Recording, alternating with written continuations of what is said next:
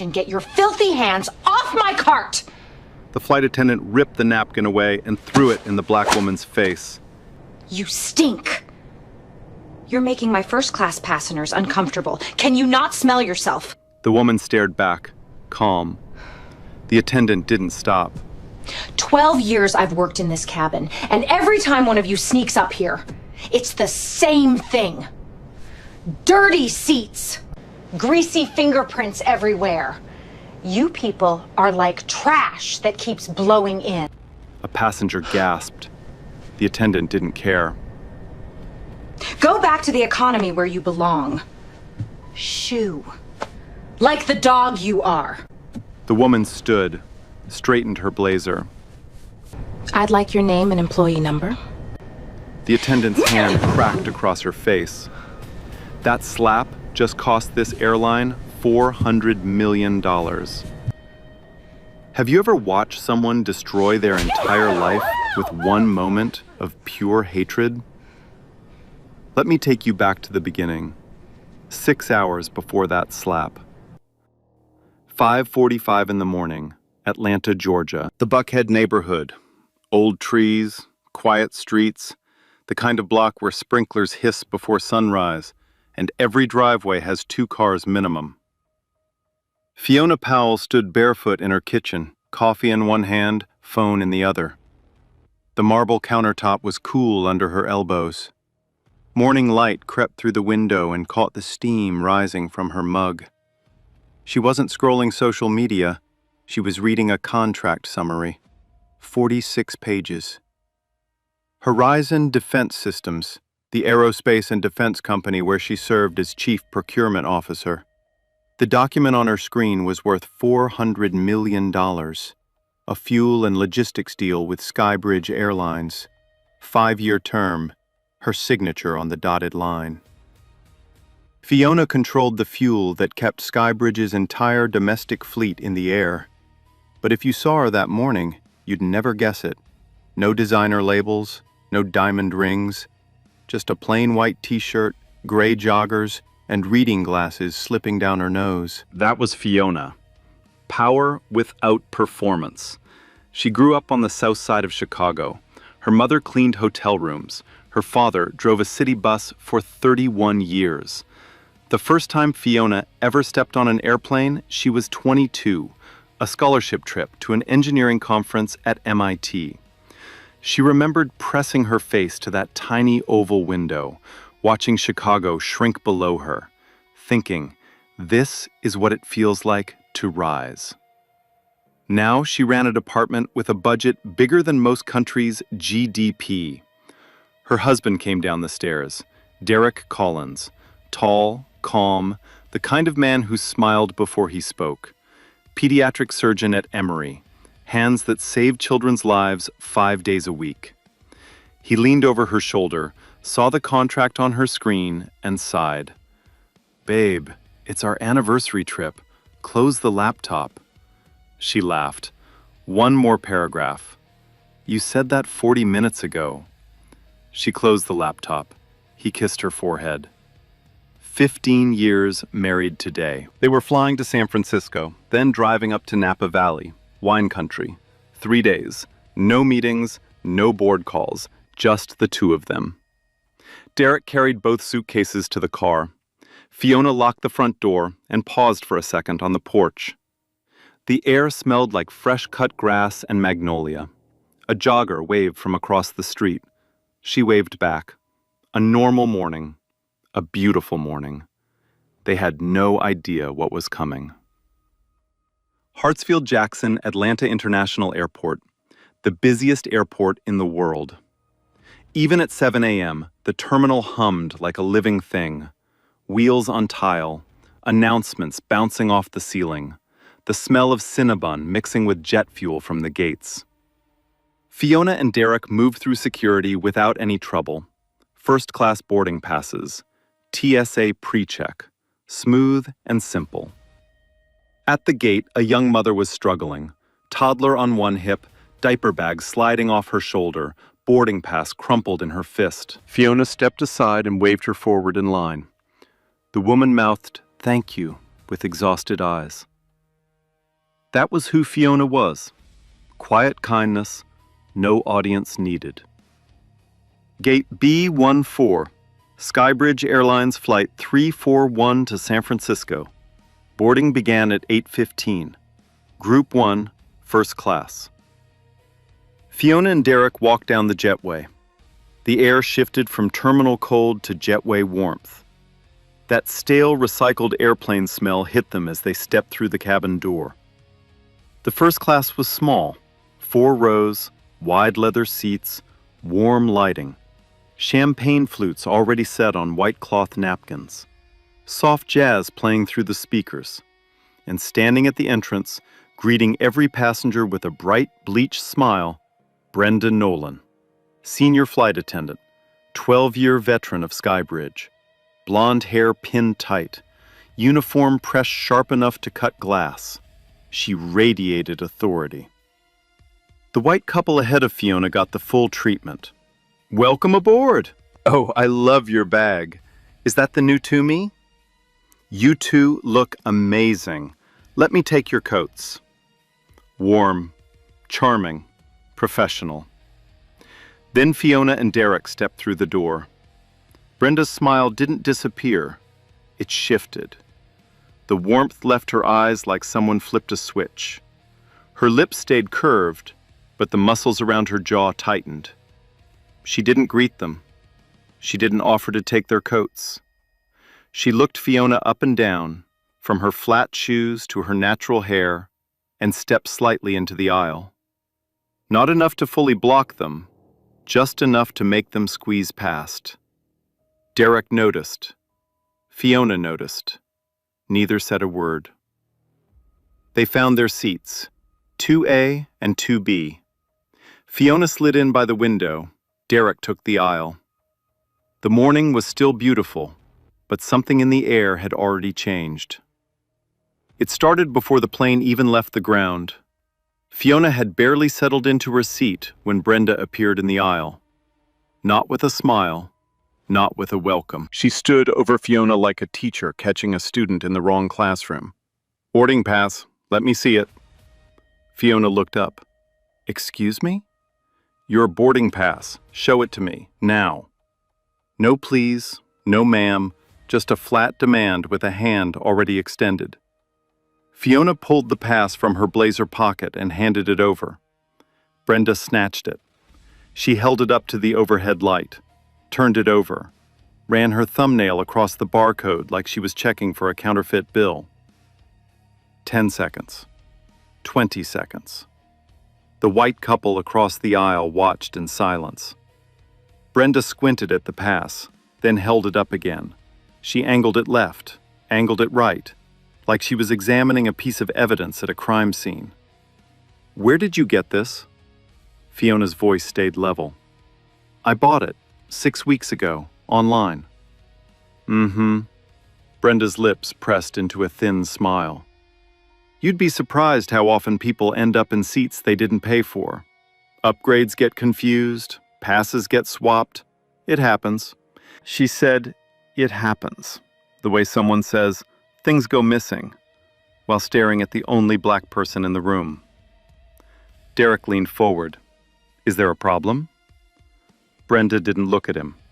"I'm not talking to you." She flipped the pass one more time, then shoved it back toward Fiona without making eye contact. "I'll verify this with the gate agent. Stay here." She walked away. Fiona sat there, a standing pass crumpled in her hand, while every first-class passenger pretended to look somewhere else. The woman in row 1 suddenly found her magazine fascinating. The man in row 4 stared intensely at his shoes. 3 full minutes passed. Fiona counted every second. Brenda returned. No apology, no explanation. She simply said, "It checks out, for now." Then she turned on her heel and walked toward the galley. For now. Like Fiona was on probation in her own seat. Derek reached over and squeezed her hand. His grip was tighter than usual. "Let it go," she whispered. "It's our anniversary." He nodded. but his free hand was already balled into a fist on the armrest. 5 minutes later, the pre-departure drink service began. Brenda transformed. She floated through the cabin like a completely different human being. Row 1, champagne with a smile. Here you go, darling. Welcome aboard. Row 3, champagne and warm mixed nuts in a porcelain dish. Can I get you anything else? A blanket, perhaps? Extra pillow? Row 4, champagne, a wink, a laugh at something that wasn't even funny. Oh, you are too much. Enjoy the flight, sweetheart. Warm, charming, radiant. Then she reached row 2. She walked right past Fiona and Derek, didn't slow down, didn't glance sideways, didn't acknowledge they existed. Like their seats were empty, like they were ghosts. Derek waited a full minute. Then he pressed the call button. The soft chime rang through the cabin. Brenda returned with the enthusiasm of someone answering a parking ticket. What? Not what can I get you, not how can I help, just what? Derek kept his voice steady. We'd like 2 glasses of champagne, please. Brenda tilted her head. Champagne is reserved for our premium guests. Derek blinked. We are in first class. These are first-class tickets. I'm aware of where you're sitting. I said premium guests. We have a limited supply, and I need to manage distribution carefully. Airline policy. The man in seat 3C, white, mid-50s, silver hair, reading glasses hanging from his collar, lowered his newspaper. He'd been watching quietly since the boarding pass incident. You just poured 4 glasses from a full bottle. The bottle is still sitting right there on the cart. I can see it from here. Brenda shot him a look that could freeze a bonfire. Sir, I appreciate your concern, but I'll handle service in my cabin my way. Thank you. She turned back to Fiona and Derek, paused, reached under the cart, then placed 2 plastic cups of water on their tray tables. Not crystal glasses, not glass at all. Plastic. The same flimsy cups they hand out in economy with the drink cart. She set them down hard enough for the water to splash onto the white linen napkins. There you go. Hydration is important, she smiled, but the smile had teeth. She walked away. Fiona stared at the plastic cup sitting on her tray table. Around her, every other first-class passenger held a crystal champagne flute, golden bubbles rising in the light. She picked up the plastic cup and took a sip. The water was lukewarm. It tasted like nothing. Derek's voice was barely a whisper. This is deliberate.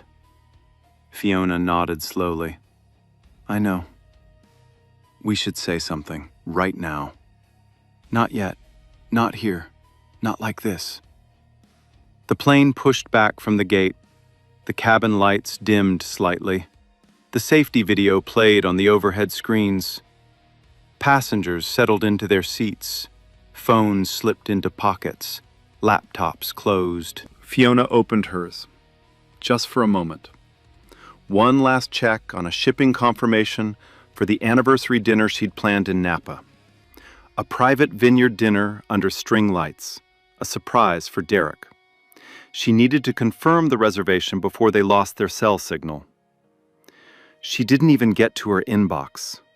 Ma'am, Brenda was back, standing directly over her. Arms crossed tight against her chest. Voice pitched loud enough for the entire cabin to hear. All personal electronic devices need to be stowed for taxi and departure.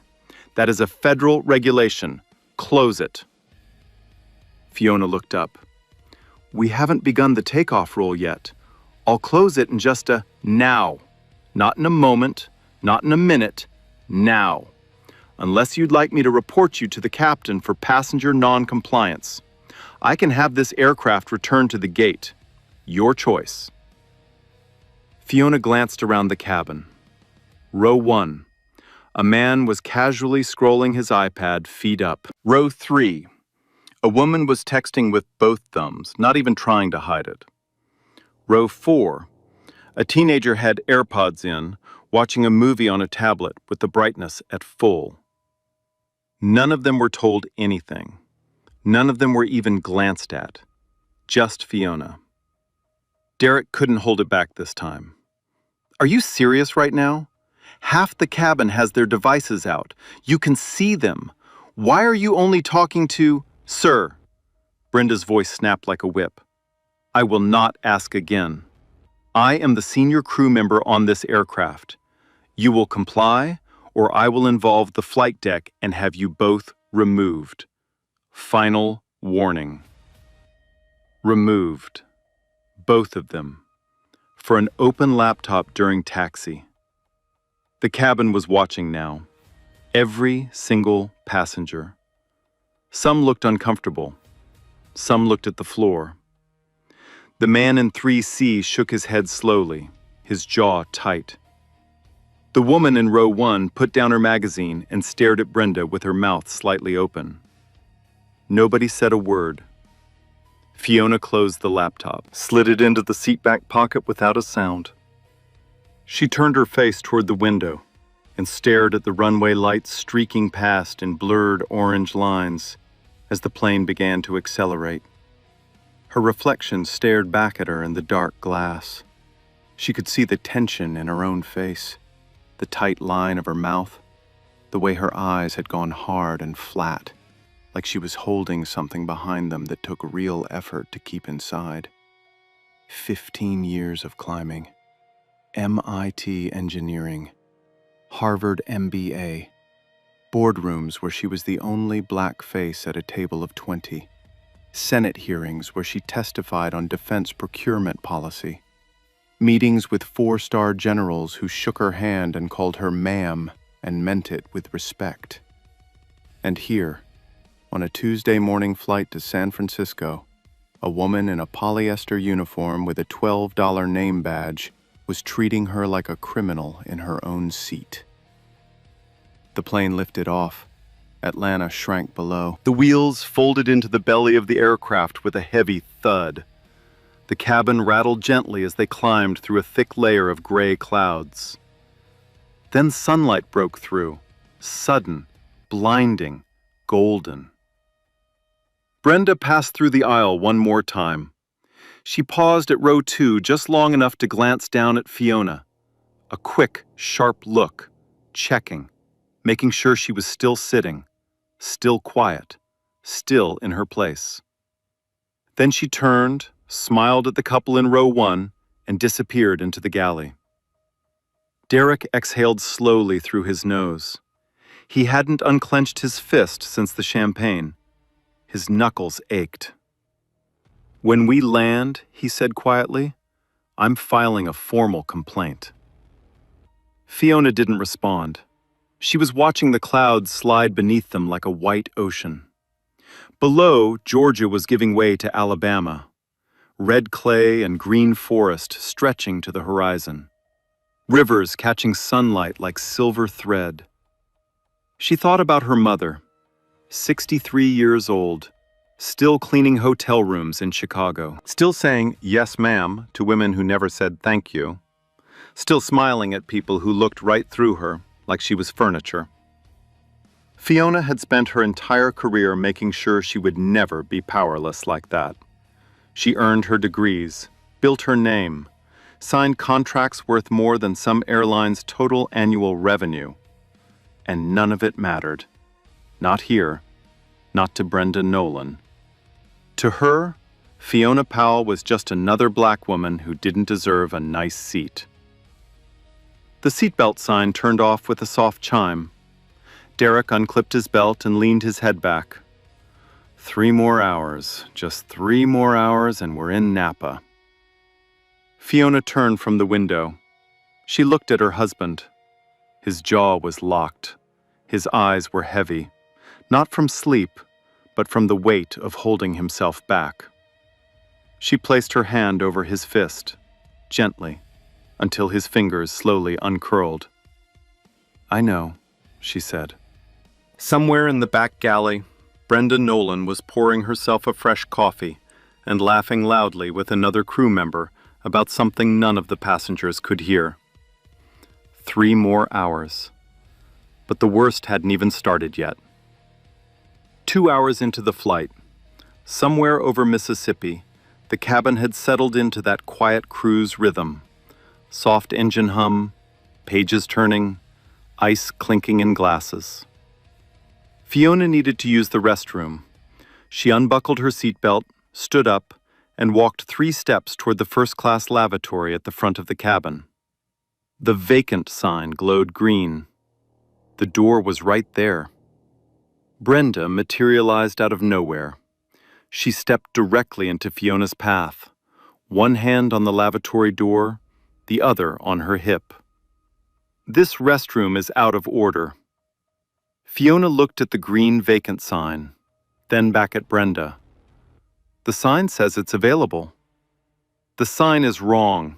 I'm telling you it's out of order. You'll need to use the facilities in the rear of the aircraft. The rear. Past business class, past economy, all the way to the back of the plane. A 5-minute walk each way through a narrow aisle packed with sleeping passengers and drink carts.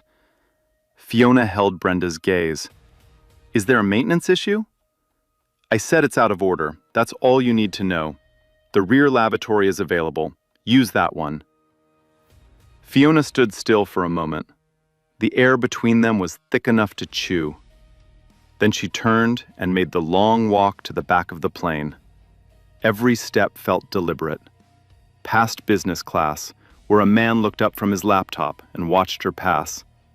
Past the curtain divider. Past rows and rows of economy passengers, some sleeping, some watching screens, none of them knowing what was happening in the cabin up front. She reached the rear lavatory, waited 4 minutes for it to open, used it, washed her hands in a sink the size of a cereal bowl, and made the long walk back. When she passed through the first-class curtain, she saw it immediately. A white woman from row 4 was stepping out of the out-of-order lavatory, drying her hands on a paper towel. Brenda was standing right there, smiling at her like a hotel concierge. All good? Can I get you anything else, hon? Fiona stopped walking. Derek saw her face. He started to stand. She shook her head, just barely, a tiny movement that said, "Not yet." She sat down, buckled her belt. Her hands were steady, but her breathing had changed. Shorter, sharper. Derek leaned close to her ear. She sent you to the back of the plane so a white woman could use the bathroom. I know. Fiona. I know. 20 minutes passed. Fiona closed her eyes, not sleeping, just holding herself still, like if she stayed perfectly quiet, perfectly controlled, the flight would end and they could walk away from this and never think about it again. She was wrong. Ma'am, I need to check your carry-on bag. Fiona opened her eyes. Brenda was standing over her again, but this time she wasn't looking at Fiona. She was looking at the leather bag tucked under the seat in front of her. Excuse me? Carry-on compliance check. Your bag may exceed the size requirements for underseat storage. I need to inspect it. Derek sat up straight. You haven't checked anyone else's bag on this entire flight. Brenda ignored him completely. She bent down and reached for Fiona's bag. Don't touch that. Fiona's voice was firm. Not loud, not aggressive, firm. The way a woman speaks when she's used to being obeyed in rooms far more powerful than this one. Brenda paused, just for a second. Then she pulled the bag out anyway. Federal aviation safety regulations give crew members the authority to inspect any carry-on luggage that may pose a safety risk. If you have a problem with that, I can note your non-cooperation in the flight report. She unzipped the bag right there in the aisle, in front of everyone. The man in 3C reached into his jacket pocket and pulled out his phone. He angled it carefully, hit record. His face was stone. Brenda rifled through Fiona's belongings like she was sorting through a bin at a thrift store. She pulled out a silk scarf and dropped it on the armrest. A leather wallet. Opened it, glanced inside, tossed it back. A phone charger. Held it up, examined it, dropped it on the seat. Then she found the portfolio. A black leather document folder with the Horizon Defense Systems logo embossed in silver on the cover. Inside, the Skybridge Airlines fuel and logistics contract. $400 million, summarized in 46 pages of dense legal text. Brenda flipped it open, glanced at the first page. She didn't read it, didn't understand what she was holding. She shoved it back into the bag like it was a takeout menu. Then she found something else. A small amber prescription bottle. Fiona's blood pressure medication. The label had her full name, her doctor's name, the pharmacy address, private medical information. Brenda held it up, high, above the seat back, where every passenger in first class could see it. "And what's this?" Derek's voice came out low and dangerous. "That is her prescribed medication. Put it back, right now."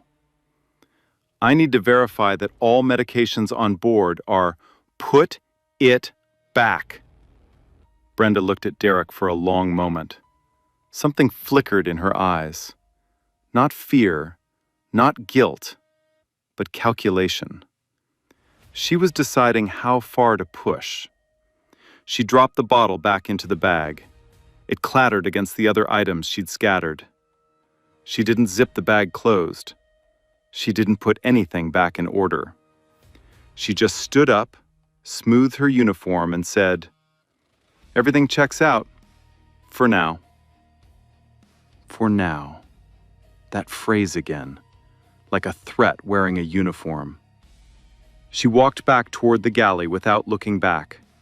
Fiona looked down at her open bag. Her belongings, her personal, private things, were jumbled together like someone had shaken the bag and dumped it. The scarf was wrinkled. The wallet was splayed open. The medication bottle was on its side, cap barely hanging on. She zipped the bag slowly, carefully, one tooth at a time. Her fingers trembled.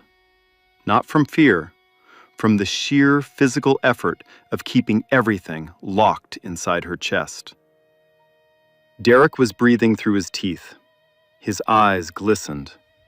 Not from sadness, from a rage held so tight it had nowhere to go except deeper inside. 3 more hours, Fiona whispered. "No," Derek said quietly. "This ends when we land. I promise you that." In the galley, hidden behind a thin blue curtain, a young woman stood frozen, with her back pressed against the beverage cart. Alicia Moore, 24 years old, junior flight attendant, 6 months into her first airline job. She had been watching Brenda since the moment Fiona and Derek boarded. Every look, every denial, every calculated humiliation. Her hands were shaking. Her phone was in her right hand, screen facing the gap in the curtain. She had started recording during the bag inspection. The small red dot in the corner of her screen blinked steadily. She had captured everything. Brenda pulling items from the bag, holding the medication above the seats. The expression on Fiona's face as she watched a stranger display her private life to a cabin full of strangers. Alicia knew she should say something. She knew there were procedures, crew conduct protocols, a reporting hotline she'd memorized during training. She also knew what happened to people who reported Brenda Nolan. The last flight attendant who filed a complaint had been reassigned to red-eye cargo routes for 3 months straight. She eventually quit. The complaint disappeared. Brenda stayed. So Alicia stood behind that curtain, phone recording, hands trembling, heart slamming against her ribs so hard she could feel her pulse in her fingertips. She didn't stop filming. Back in the cabin, Phil Sutton, the retired attorney in 3C, lowered his phone and checked his footage. Clear video, clean audio, every word is captured. He saved the file, then opened a fresh recording and propped the phone against his armrest, lens aimed directly at row 2. 2 cameras now, 2 witnesses, 2 separate recordings, and Brenda Nolan had absolutely no idea. The seatbelt sign chimed on. The captain's voice came through the speakers, calm, routine. Folks, we've got a patch of rough air ahead. Please return to your seats and keep those belts fastened. The plane shuddered, dropped 10 feet without warning. Coffee sloshed over the rim of a mug in row 3. A child somewhere in the economy let out a sharp scream. The overhead bins rattled like loose teeth. Fiona gripped her armrest. Derek gripped his. Their knuckles mirrored each other, tight, bloodless, holding on. But the real turbulence had nothing to do with the weather. Something was building inside that cabin. Every passenger could feel it. The air was too still. The silence was too loaded, like the moment before a glass finally shatters. And Brenda Nolan was about to make the biggest mistake of her entire life. The seatbelt sign turned off. The turbulence passed. The cabin exhaled. Fiona unbuckled her belt and stood up. She needed air. She needed space. She needed 2 minutes away from that seat where she had swallowed every insult for the last 3 hours. She stepped into the aisle and stretched her shoulders. That was all. She wasn't blocking anyone. She wasn't making a scene. She was standing in the aisle of a cabin she paid to sit in. Brenda came out of the galley like she'd been waiting. "Ma'am, you need to remain seated." Fiona looked at her. "The seatbelt sign is off." "I don't care. You're blocking the aisle and creating a safety hazard. Sit down." "I'm stretching my legs. I'll sit down in a moment." Brenda stepped closer, close enough that Fiona could smell the stale coffee on her breath, close enough that the other passengers could see the vein pulsing in Brenda's neck. "I have asked you multiple times today to follow simple instructions. You clearly have a problem with authority. So let me make this easy for you." She pointed one finger directly at Fiona's face. Her nail almost touched Fiona's nose. "Sit down now, or I will have you restrained and arrested when we land." Fiona didn't move. She didn't blink. She looked at Brenda's finger hovering an inch from her face. Then she looked past it, directly into Brenda's eyes. "I would like your full name and employee identification number. I'm filing a formal complaint." The cabin went dead silent. Brenda's face twisted. Her lips pulled back from her teeth. Something behind her eyes snapped. Whatever thin wire had been holding her composure together finally broke. She swung her open hand and slapped Fiona across the face. The sound cracked through the cabin like a gunshot. Sharp, loud, final. Fiona's head turned with the force of it. Her hand went to her cheek. The skin was already hot, already swelling. Her eyes watered, not from emotion, but from the sheer physical shock of being struck. Derek shot out of his seat. "Are you out of your mind?" The man in 3C stood up. The woman in row 1 covered her mouth with both hands. A passenger in row 4 said, loud enough for everyone to hear, "Oh my God." Brenda took a step back. Her hand was still open, still raised. She looked at it like it belonged to someone else. Then the mask came back on. Crooked, cracked, but she tried. She was threatening me. You all saw it. She was being aggressive and I had to defend myself. Nobody agreed. Nobody nodded. The woman in row 1 shook her head slowly. She didn't do anything. She was just standing there. Phil Sutton held up his phone. The screen was facing Brenda. The red recording dot blinked in the corner. I have everything. Every single second. Behind the galley curtain, Alicia Moore stood with her phone pressed against her chest. She was crying silently. The recording was still running. Fiona lowered her hand from her cheek.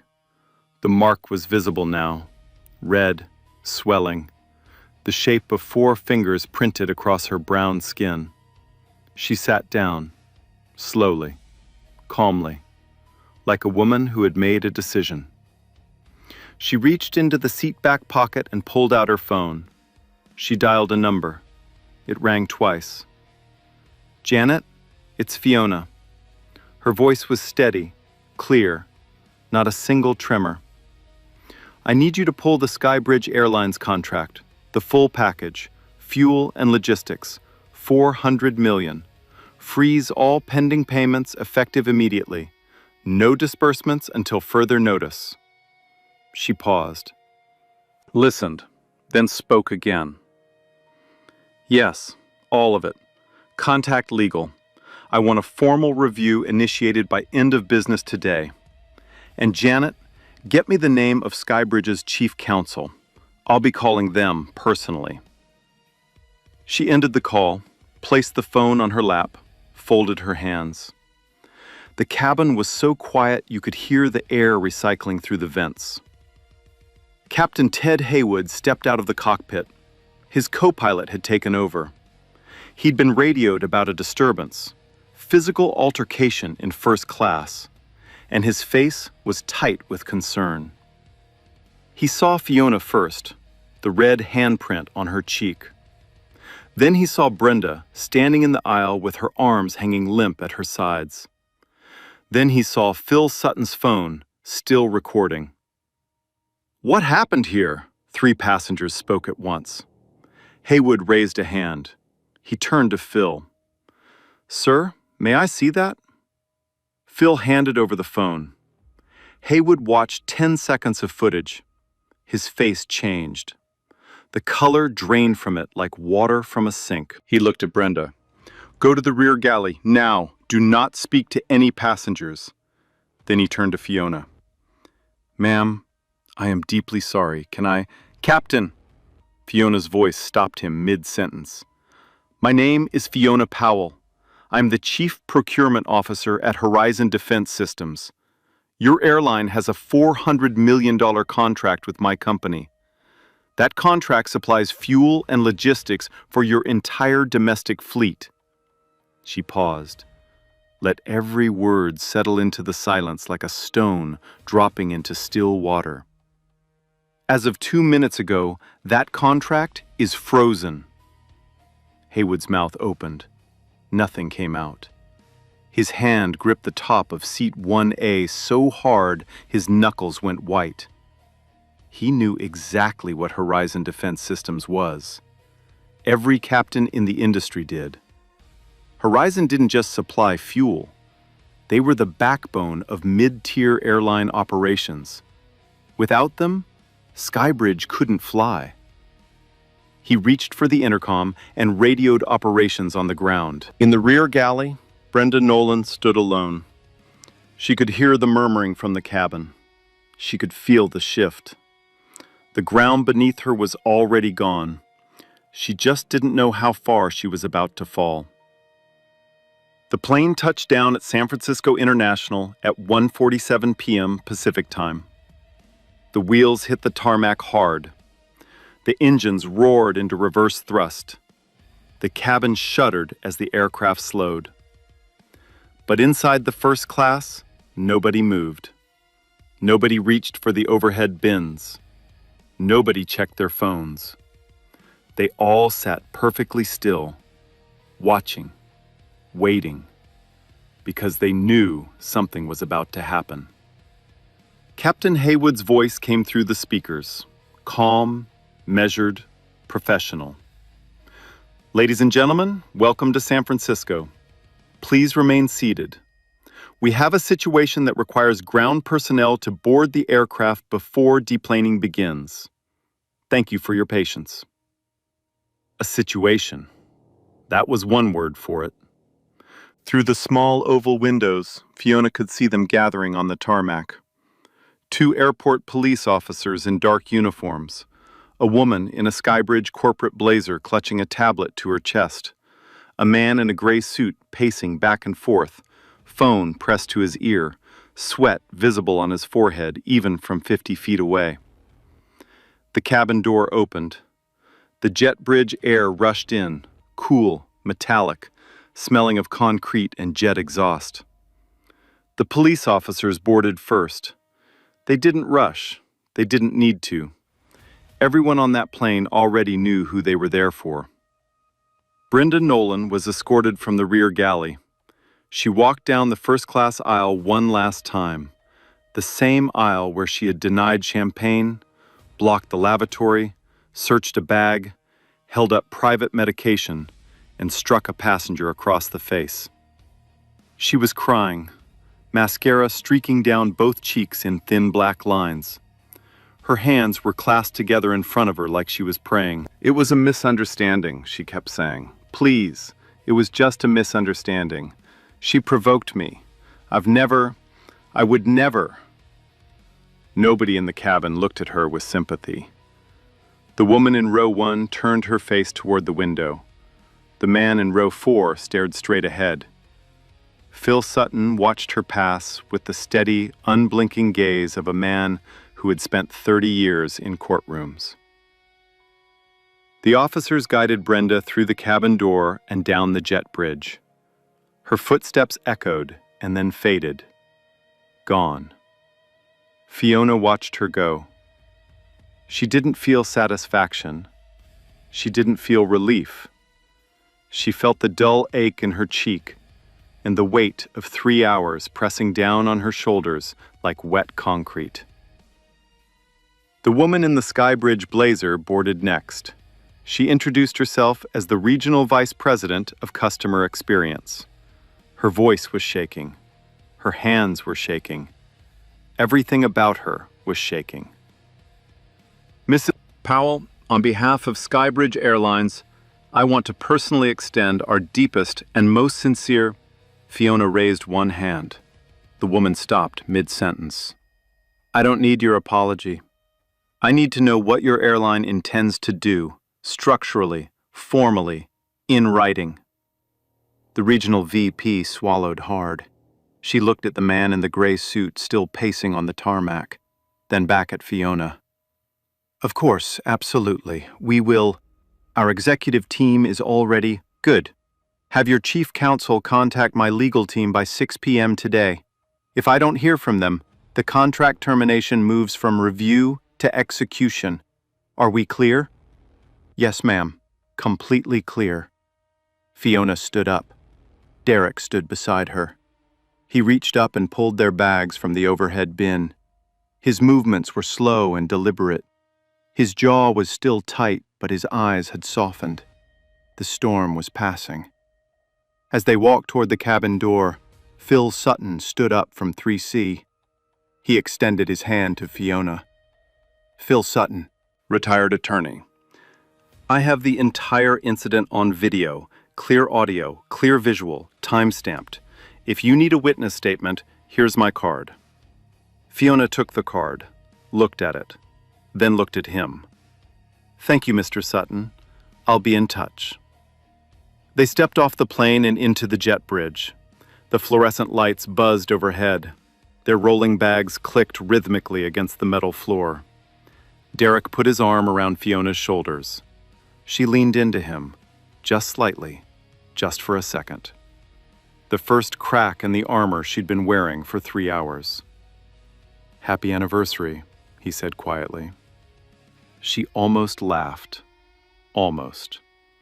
The sound caught somewhere between her throat and her chest, and came out as a long, shaky breath. "Yeah," she said. "Happy anniversary." Behind them, the plane sat at the gate. Passengers were finally deplaning, murmuring to each other in low, stunned voices. The Skybridge Regional VP was still standing in the first-class cabin, staring at the empty seat 2A like it was a crime scene. Which, in many ways, it was. The video hit the internet at 4:12 p.m. Pacific Time, 3 hours after landing. Phil Sutton uploaded it to his Twitter account with a single caption. "This is what happened on Skybridge Flight 341 today. First class. Watch until the end." By midnight, it had 2 million views. By the next morning, 4 million, and climbing. The clip was 3 minutes and 41 seconds long. It showed everything. Brenda's voice, sharp, loud, unmistakable, telling Fiona her bag needed inspection. The items being pulled out one by one. The prescription bottle held up high for the cabin to see. And then the slap. The sound alone made people flinch through their screens. The comment section exploded. Thousands of replies per hour. The hashtags came fast. Hashtag flying while black. Hashtag Skybridge shame. Hashtag justice for Fiona. By Tuesday afternoon, all three were trending nationally. CNN picked it up first, then NBC, then CBS. The Root ran a feature within 24 hours. Local Atlanta stations led their evening broadcasts with the story. The clip of the slap played on a loop, on television screens, on phones, on laptops in coffee shops across the country. Everyone was watching. Everyone had an opinion. And Skybridge Airlines was drowning. Their social media accounts were flooded. Tens of thousands of comments under every post.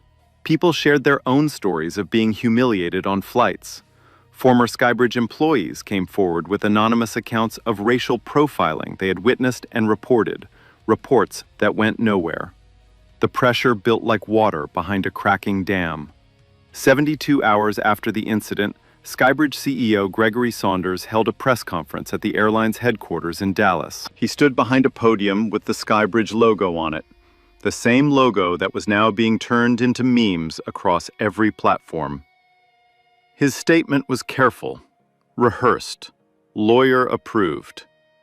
He called the incident isolated and deeply disturbing. He announced that Brenda Nolan had been terminated effective immediately. He expressed profound regret to Fiona Powell and her family. He promised a comprehensive internal review of crew conduct policies. It wasn't enough, not even close. Because the same afternoon, Horizon Defense Systems issued its own press release. 3 paragraphs, no filler, no corporate softness. The statement read, in part, Horizon Defense Systems does not maintain business partnerships with organizations that tolerate discrimination against any individual, including our own executives. Effective immediately, the fuel and logistics contract with Skybridge Airlines, valued at $400 million over 5 years, has been terminated. Terminated. Not suspended, not under review, terminated. The financial fallout was immediate and brutal. Skybridge stock dropped 8% in a single trading day. 8%, wiped off the board before the closing bell. Financial analysts went on cable news and broke down the numbers in real time. The contract loss alone was catastrophic, but the reputational damage made it worse. Industry experts estimated that the total cost, lost contracts, canceled partnerships, legal fees, declining ticket sales, could exceed $600 million over the next 5 years. Other corporate partners began quietly distancing themselves. A hotel chain pulled its co-branded credit card promotion. A rental car company paused its partnership negotiations. A tech firm that had been in talks for an in-flight entertainment deal went silent. Skybridge was bleeding from every direction. And then the legal system caught up with Brenda Nolan. She was charged with assault and battery. The evidence was overwhelming. 2 separate video recordings, a cabin full of witnesses, a visible injury documented by airport medical staff within 30 minutes of landing. Her attorney requested a plea deal. The district attorney, facing intense public scrutiny, declined. The case went to trial. During discovery, something else surfaced. 6 previous complaints had been filed against Brenda Nolan over the past 8 years. 6. All from passengers of color. All describing similar patterns: hostility during boarding, denial of services, fabricated policy violations, verbal abuse. Every single complaint had been buried, filed away, marked as resolved without investigation. The supervisor who had handled them, a man named Gerald Whitfield, since retired, had signed off on each dismissal. A pattern so clean it looked deliberate. Because it was. The complaints were entered into evidence. The jury saw every one. Brenda's defense tried everything.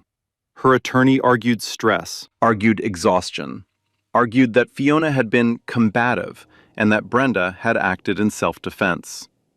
The video destroyed every argument in real time. The jury watched Fiona standing still in the aisle, calm, hands at her sides, asking for a name and employee number. Then the slap. Self-defense requires a threat. There was no threat. There was a black woman who refused to be invisible. The jury deliberated for 4 hours. Guilty. Misdemeanor assault and battery. Brenda Nolan was sentenced to 18 months of probation, 200 hours of community service, specifically with civil rights organizations, and a fine of $15,000. She was permanently banned from working in commercial aviation by the FAA. Her 12-year career ended in a courtroom on a Wednesday afternoon. But the consequences didn't stop with Brenda. Skybridge Airlines, under mounting pressure from shareholders, advocacy groups, and the federal government, announced a complete overhaul of its discrimination complaint process. An independent civil rights consulting firm was hired to audit every complaint filed in the last decade. Mandatory bias training was implemented company-wide, not a 2-hour webinar, but a 40-hour program with external facilitators, follow-up assessments, and accountability benchmarks. A passenger advocacy hotline was established. A new ombudsman position was created, reporting directly to the board of directors, with authority to investigate crew conduct without interference from middle management. Gregory Saunders, in a last attempt to salvage the airline's most critical contract, personally called Fiona Powell. He asked if Horizon Defense Systems would consider reinstating the fuel agreement under new terms. Fiona listened. She let him finish. Then she spoke. Mr. Saunders, trust is not a renewable resource. Your airline will need to earn it back. Not from me, from every passenger who walks through your doors and wonders if they'll be treated like a human being. She hung up. The contract stayed dead. 2 weeks later, Fiona and Derek finally made it to Napa Valley. Different airlines, different seats, but the same anniversary trip they had planned, just 14 days late. The rental car wound through rolling green hills dotted with grapevines. Late afternoon sunlight poured through the windshield like warm honey. The air smelled like crushed lavender and dry oak. Derek had the window down. Fiona had her shoes off, bare feet on the dashboard, eyes closed. No contracts, no phones, no Brenda Nolan. Just the two of them. Just the sound of tires on a country road, and a man humming a song his wife loved. They pulled into a small vineyard outside Yountville. Stone walls, string lights draped between old wooden posts. A long table set for two, under a canopy of wisteria. White linen, candles already flickering in the early evening breeze. Derek had rebooked the surprise dinner. Same vineyard, same menu. He'd called the owner personally and explained, without details, that they'd had a rough start to their trip and needed something beautiful. The owner had simply said, "Say no more." Fiona sat down at the table. She looked at the candles, the flowers, the hills disappearing into a pink and gold sunset. She reached across the white linen and took Derek's hand. "Thank you," she said, "for not losing your temper on that plane, for holding it together when I needed you to." Derek shook his head. "You held it together better than anyone I've ever known." She smiled, a real one, the first real smile since before that flight. They drank wine. They ate food they couldn't pronounce. They laughed about things that had nothing to do with airlines or contracts or first-class cabins. For one evening, the world was exactly the right size, just big enough for a table, 2 chairs, and 15 years of love. 3 months later, Fiona stood at a podium in Washington, D.C., the National Aviation Association annual conference. 2,000 people in the audience, airline executives, government officials, journalists, cameras lining the back wall like a firing squad made of glass and light. She didn't talk about the contract. She didn't talk about the money. She talked about a little girl from the south side of Chicago who took Greyhound buses because her family couldn't afford plane tickets. A girl who pressed her face to the window of a city bus every morning and watched airplanes climb into the sky, wondering what it felt like to be up there. "The first time I flew," she said, "I was 22 years old. I remember thinking, this is what it feels like to rise, to leave the ground and go somewhere you've never been." She paused. 2,000 people held their breath. Everyone deserves that feeling, regardless of the color of their skin, the clothes they wear, or the assumptions someone makes in the first 3 seconds of seeing them. Aviation should be about elevation in every sense of the word. Standing ovation, 2,000 people on their feet. The applause echoed off the ceiling like rolling thunder. That same month, Fiona established the Powell Foundation for Equity in Travel. The foundation provided legal aid to passengers who experienced discrimination on commercial flights. It funded diversity recruitment programs across the airline industry. It partnered with universities to create scholarships for students of color pursuing careers in aviation. The first scholarship recipient was a 20-year-old woman from Detroit who dreamed of becoming a pilot. Her name was Tanya. She cried when she got the call. As for Alicia Moore, the junior flight attendant who stood behind that galley curtain with shaking hands and a recording phone, she cooperated fully with the investigation. Her footage became the cornerstone of the prosecution's case. She testified in court with steady hands and a clear voice. She resigned from Skybridge the day after the trial ended. Within a month, she was hired by another airline. Within a year, she was promoted to lead flight attendant. She kept a small handwritten card tucked inside her uniform pocket. Nobody ever saw it. It read, "Courage is doing the right thing when your hands are shaking." She credited Fiona Powell for teaching her what that meant. And Brenda Nolan? She completed her 200 hours of community service. She sat in restorative justice circles and listened to people of color share their experiences with discrimination. Real stories, real pain, from real people sitting 3 feet away from her. She was quiet in those rooms. Whether she truly changed, whether the lesson reached somewhere deeper than her legal obligation, nobody could say for certain. But the system held her accountable, and that mattered. So here's my question for you. Have you ever been in a situation where someone looked at you and decided, before you spoke a single word, that you didn't belong? Maybe at a restaurant, maybe at your own workplace, maybe on a flight you paid for with your own money, or maybe you watched it happen to someone else and didn't know what to say. Tell me about it. Drop your story in the comments. I read every single one. And if this story made you feel something, if it made you angry or relieved, or just made you stop and think for a second, hit that like button. Share it with someone who needs to hear it. Subscribe so you never miss the next one. Because these stories matter, and so do you. Power isn't always the loudest voice in the room. Sometimes it's the quietest person in seat 2A, the one nobody thought to take seriously, who holds the keys to everything. And real respect, the kind that actually counts, should never depend on someone's title, their bank account, or the color of their skin.